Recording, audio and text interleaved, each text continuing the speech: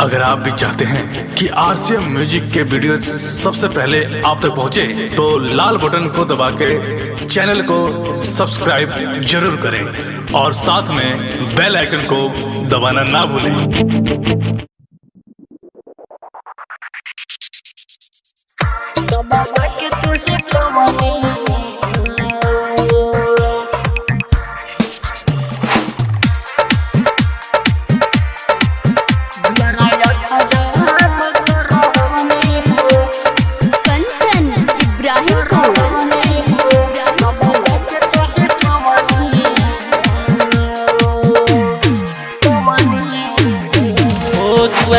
हजाम करवनी हो तब जाके तोहे पवनी हो। द्वारा हजाम करवनी हो तब जाके तोहे पवनी हो। दिल लागल बा हो भाग जागल बा, हो दिल लागल बा भाग जागल बा, ऑर्डर ऊपर से मंगवनी हो। द्वारा हजाम करवनी हो तब जाके तोहे पवनी हो। द्वारा हजाम करवनी हो तब जाके तोहे पवनी हो। दिल लागल बा हो भाग जागल बा, हो दिल लागल बा भाग जागल बा, ऑर्डर ऊपर से मंगवनी हो। द्वारा हजाम करवनी हो तब जाके तोहे पवनी हो।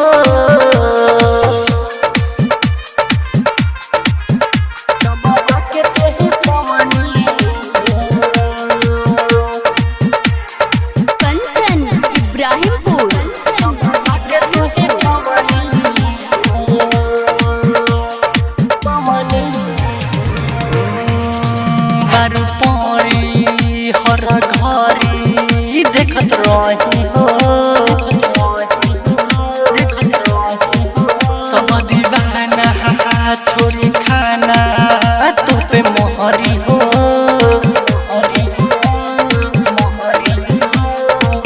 पागल बनल रही हो प्यार में, हो प्यार में, हो प्यार में। हर घरी देखत रही हो, सब दीवाना छोरी खाना तू पे मोरी हो।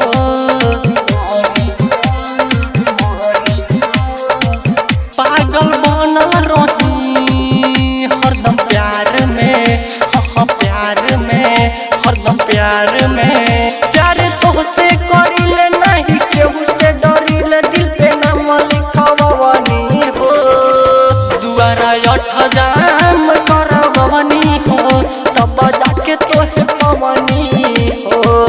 द्वारा हजाम करवनी हो तब जाके तोहे पवनी हो।